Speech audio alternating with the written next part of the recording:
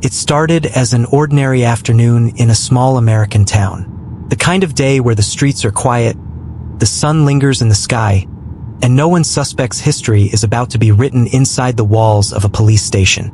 But behind the facade of order, an injustice was already unfolding. Before we dive deeper into this shocking case, make sure you hit that subscribe button, turn on notifications, and join us as we uncover the hidden truths the world needs to hear. Her name was Sergeant Angela Morris, a decorated Army veteran, 38 years old, with years of service overseas. She wore her hair in neat braids pulled back into a bun, her posture disciplined, her tone steady. She had been through war zones. She had faced mortars, roadside bombs, and ambushes in Afghanistan.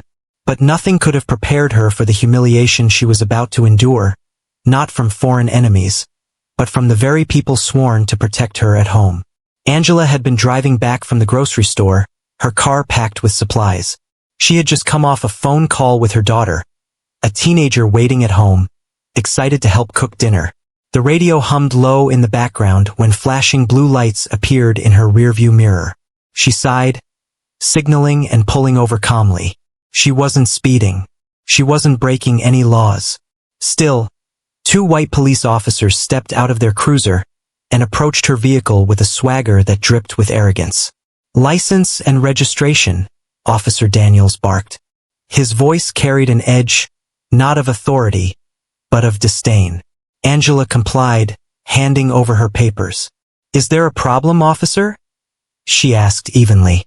But Daniels didn't answer. Instead, his partner, Officer Cole, leaned down to peer inside her car.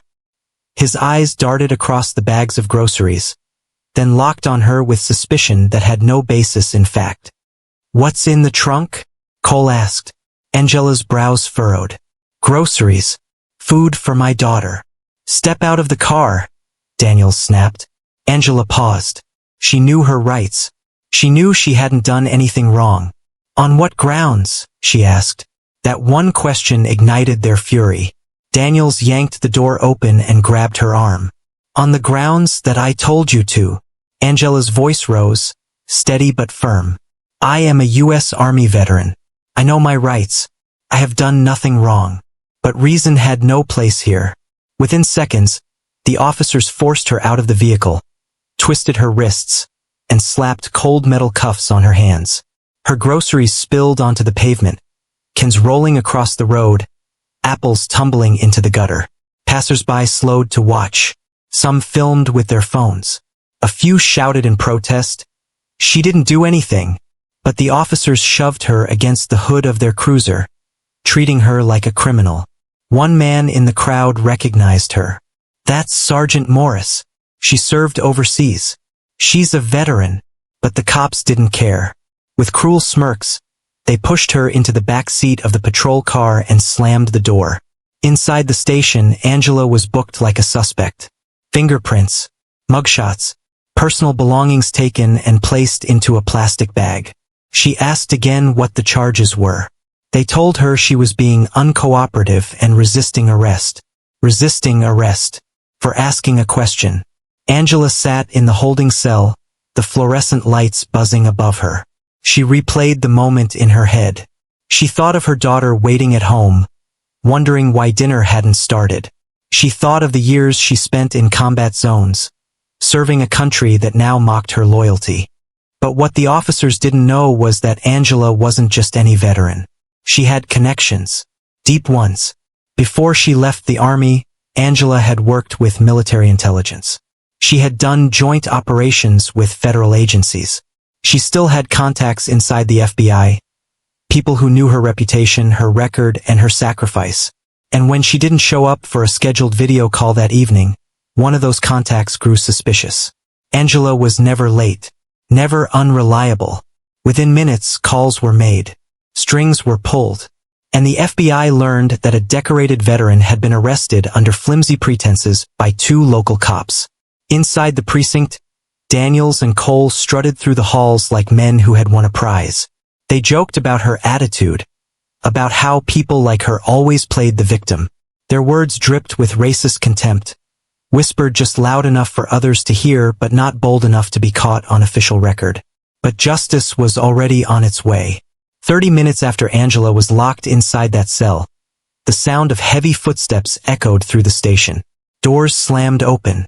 Federal agents in dark suits and jackets marked with yellow letters stormed the lobby.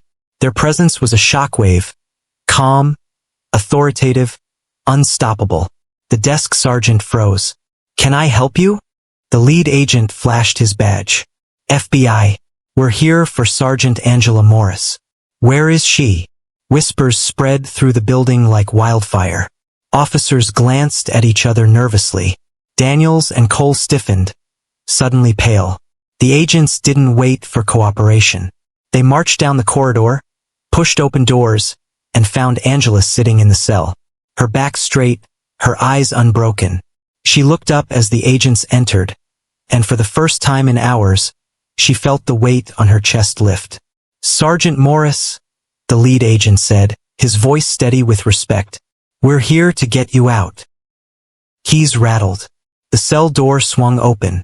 Angela stepped out, her dignity intact even after the humiliation she had endured.